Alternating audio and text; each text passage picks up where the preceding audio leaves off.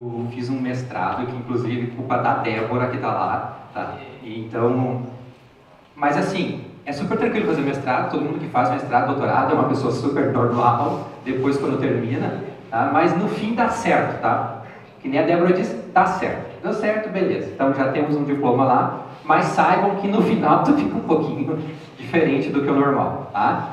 Bom, e aqui também tem essa fotinho aqui, então sou casado com a Fernanda, pai da Alana e pai também de um bichinho que está super na moda, né, que todo mundo quer adotar, que são as capivaras, que é o Robson, para quem gosta de ler livro infantil aí, As Aventuras de Mike. É bem legal esse livro aí, alguém já leu? Se não leu, eu recomendo ler aí, é bem legal, inclusive eu já li também. Mas o assunto aqui é inteligência artificial e antes de começar, eu preciso fazer uma breve explicação sobre o que é uma LLM. Alguém sabe o que é uma LLM? Sabe, né? Bom, é o que a gente basicamente hoje vive, né? Quando a gente coloca texto numa ponta e sai texto na outra ponta, né? Então, mas isso na verdade é uma matemática que é feita ali, né? Existe um algoritmo ali que faz toda essa mágica acontecer. Tem o vídeo do José explicando detalhadamente ali, né, sobre o ChatGPT, tá lá no grupo, inclusive nosso lá, explicando sobre isso. Mas isso tudo depende de quê? De prompts, né? Ou seja, de perguntas, de entradas que a gente faz, para daí ter saídas. Aqui eu coloquei alguns exemplos, inclusive essa semana agora teve lançamento da Cloud 4, teve também lançamento do Google, agora lançou Geminis novos aí, com outras funcionalidades. Então essa semana aí tem bastante novidade. E se vocês estão pensando assim, meu Deus, esse mundo da inteligência artificial a gente não consegue mais acompanhar a quantidade de coisas que são lançadas, beleza, estamos no mesmo time, tá? A gente não consegue. Porque cada vez vocês lançam coisa nova, a gente está andando em roda, a gente parece assim, quem quer estudar isso aqui parece que cada dia tu sabe menos, em vez de cada dia tu saber mais. Mas é a competição, né? A competição de cada empresa lança a sua, daí a outra lança melhor, e assim vive nesse ciclo, que no final a gente vai ganhar. Mas também tem alguns detalhes que a gente tem que prestar atenção aqui. Bom, mas agentes de IA. Agentes de IA são inteligências artificiais que a gente dá superpoderes, né? A gente dá ferramentas para elas funcionarem. Então, se a gente entrar no ChatGPT hoje, por exemplo, a gente vai escrever prompts de um lado e a gente vai sair texto do outro. Mas, se a gente quiser, por exemplo, passar um e-mail, fazer uma ferramenta que passe e-mail automático, tá? Envie e-mail. A gente precisa de um agente de IA para fazer isso. Então, aqui nesse exemplo, deixa eu luzinha.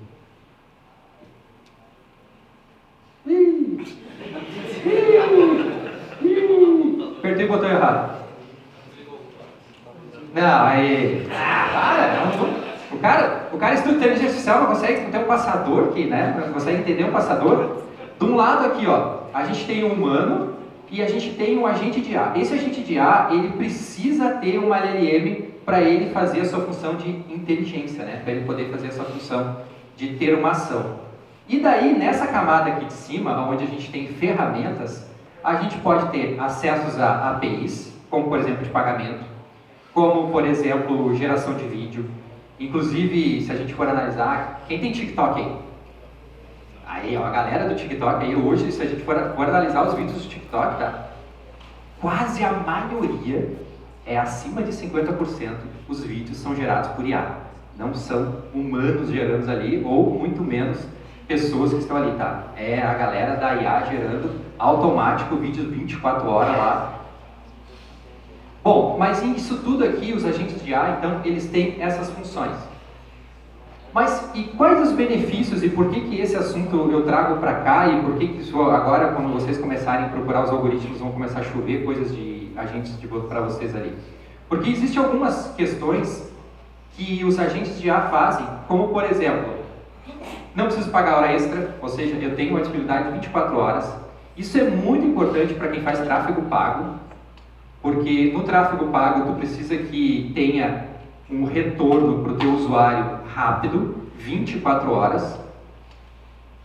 Precisão, porque uma vez que eu tenha um prompt bem escrito, e depois eu vou falar sobre a questão de prompts, eu tenho uma precisão de resposta gigantesca, consistência, redução de custo, porque aí é uma questão de tu não precisar ter uma grande equipe para isso, e vocês com certeza vivem isso, porque muitas vezes a gente recebe ligações que são robôs falando com nós, né? Que não são pessoas que estão ali falando.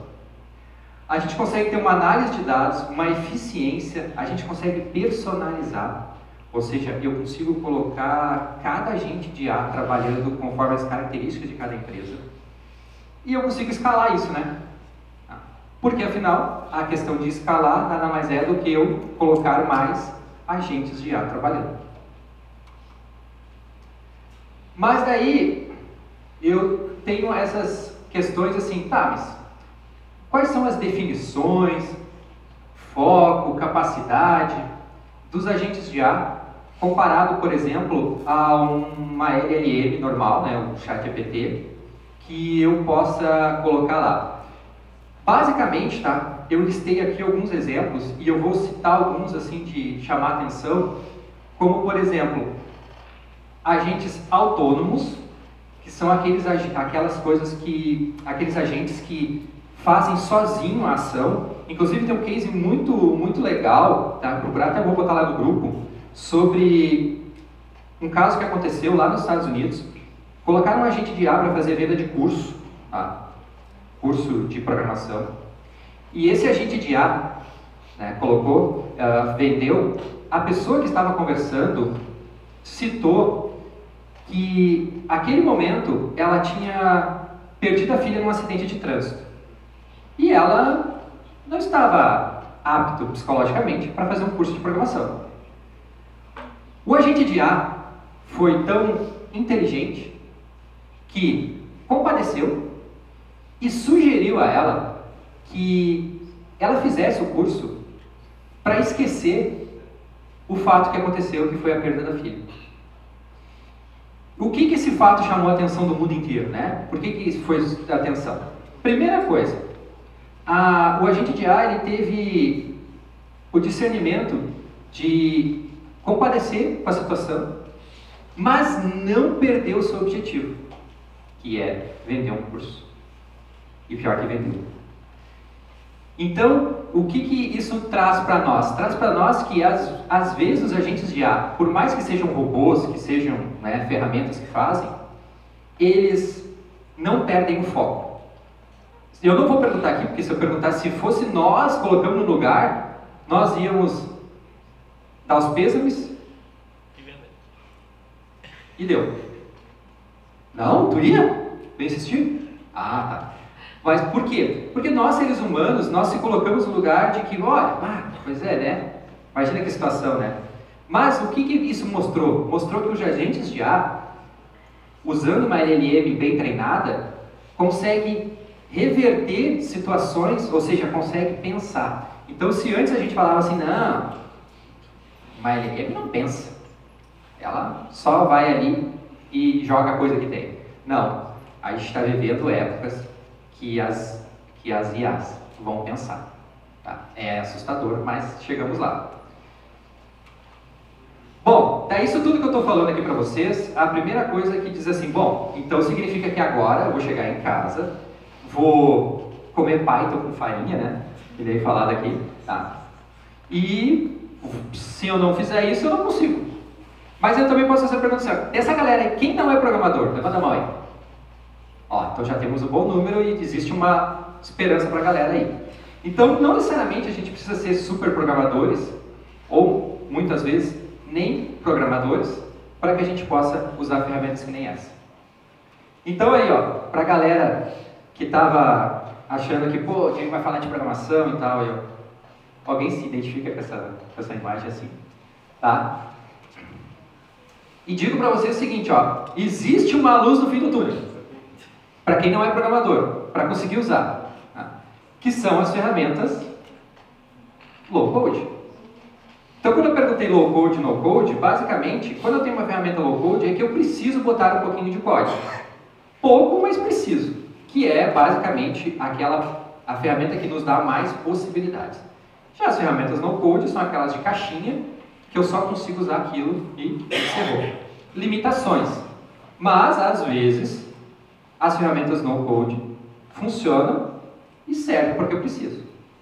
Mas, se eu quero ter ferramentas mais eficientes, eu vou para o low code.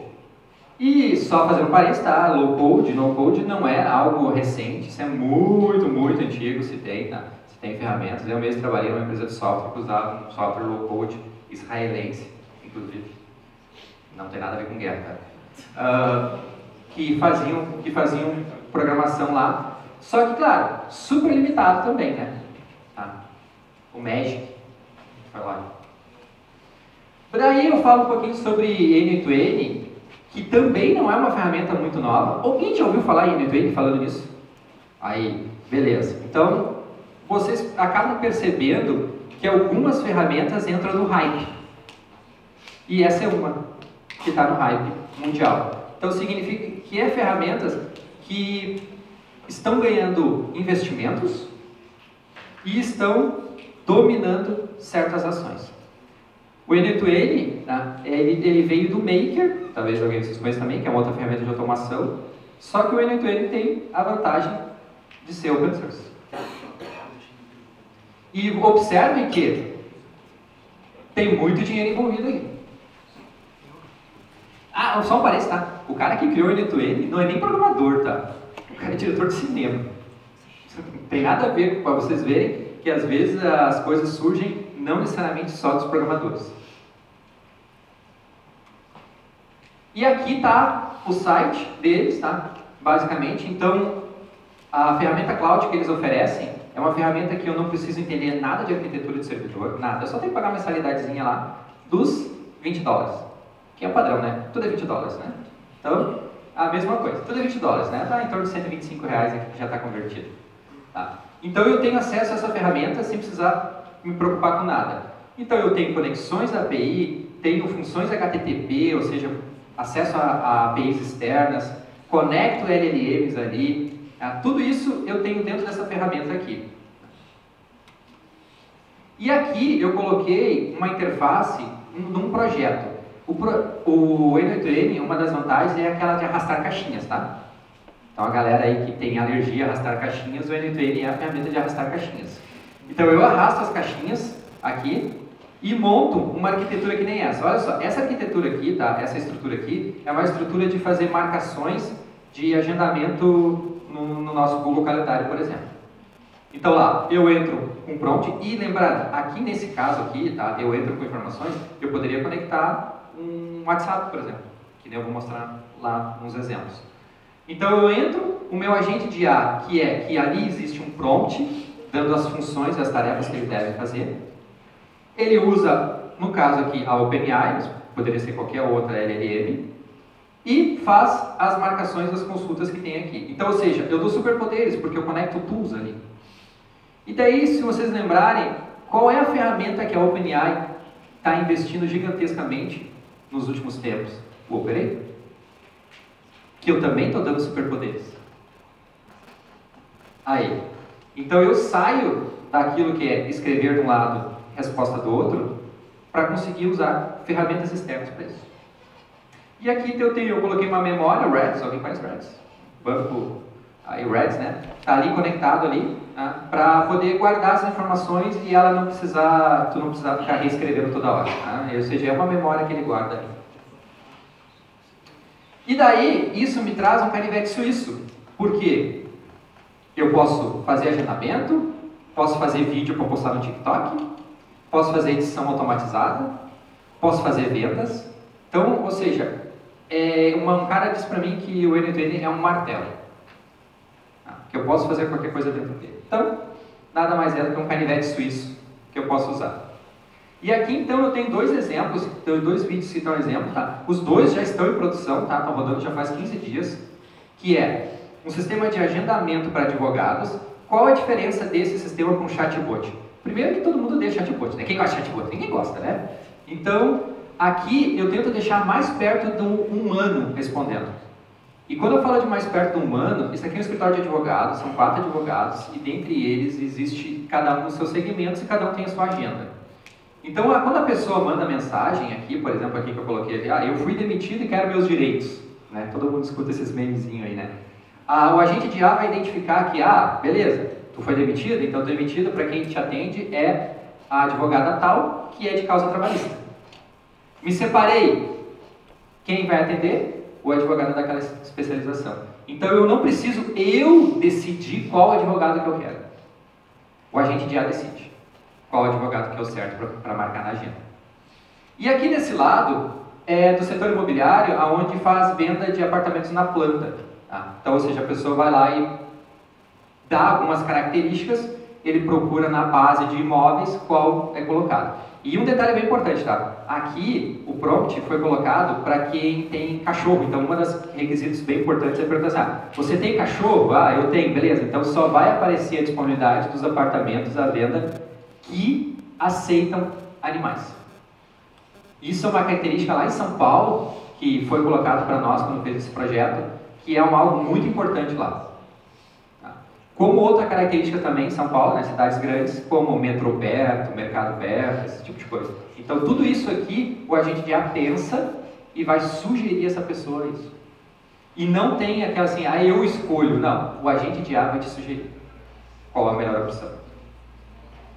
Isso aqui é 2 exemplos comerciais, rodando 24 horas por 7, com tráfego pago. Mas vocês imaginem vídeos, por exemplo, eu poder... Tem um agente de IA que está até na minha lista ali para poder começar a construir, que é eu pegar todos os vídeos que mais estão em alta e refazer com IA ele. Ó, está para fazer. E daí vira um TikTok. Mas nem tudo são flores, porque tudo que eu falei agora precisa que a gente construa um prompt bem escrito. E daí vem esse cara aqui, que talvez todo mundo precise estudar e talvez todo mundo esteja andando em roda sem ninguém entender direito o que esse cara vai fazer ou quais as diferenças que ele tem. Por quê? Mas só um consolo, tá? O mundo tá assim, tá? Porque cada atualização que uma das empresas de LLM faz vira o jogo e a gente precisa repensar esses prompts que estão colocando. Eu coloquei aqui 3 técnicas, tá? Não vou entrar aqui, até porque de repente a gente pode fazer um só sobre isso, só engenharia de prompt, inclusive testar, tá? Porque não é uma ciência exata. Então não é como a gente pensa, vou seguir uma fórmula de bolo de uma engenharia de prompt e vai sair funcionando. Não é bem assim. Tem diferenças entre elas e eu já testei várias e tem diferença. Inclusive eu tenho um fluxo que testa os prompts que eu estou fazendo para ver qual LLM tem melhor resultado. Então existe também essa maneira, ou seja, uma LLM testando a outra.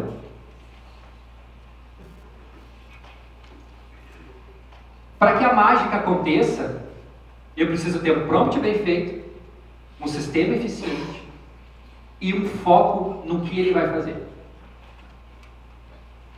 Daí, quando a gente acha que a gente já viu tudo, lá em novembro do ano passado, a Anthropic, que é da Cloud, lançou um protocolo chamado MCP, que é o quê? Que é eu acabar com a abstração, para quem faz consumo de API aí, vai entender o que eu estou falando, acabar com aquela complexidade dos HTTP lá dos requests.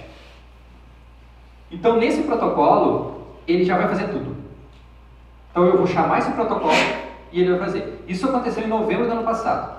Só que só agora, há um mês atrás, as empresas acordaram, olha só, vamos adotar esse protocolo. E esse protocolo se tornou open source. Inclusive a galera do dev aí vão começar a usar em Nodes, por exemplo, aí, que esse protocolo já vai estar aberto aí também para quem quiser usar.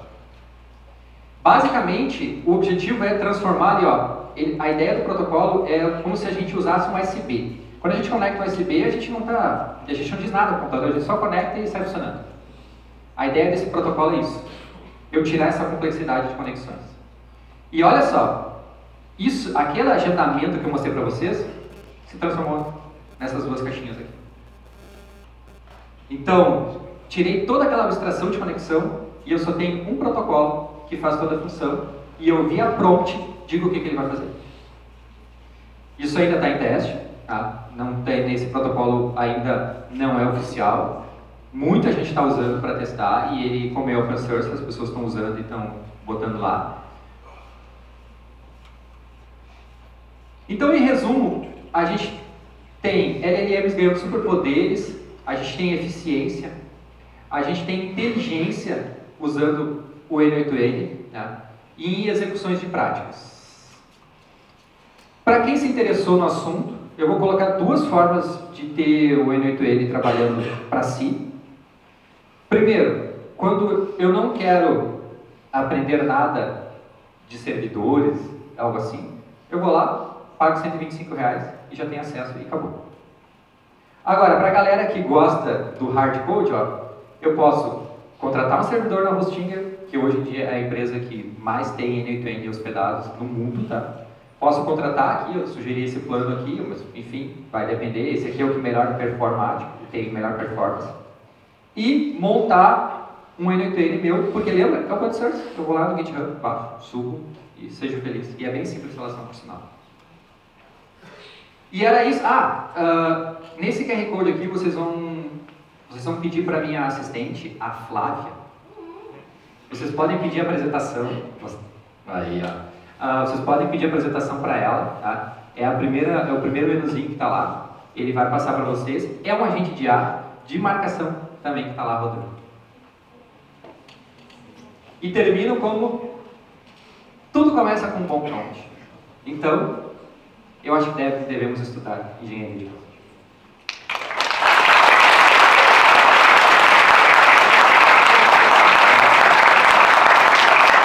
Pessoal, a gente sobrou uns minutinhos ali, então vamos abrir para perguntas. Já temos a primeira pergunta ali, vou levar ali o microfone.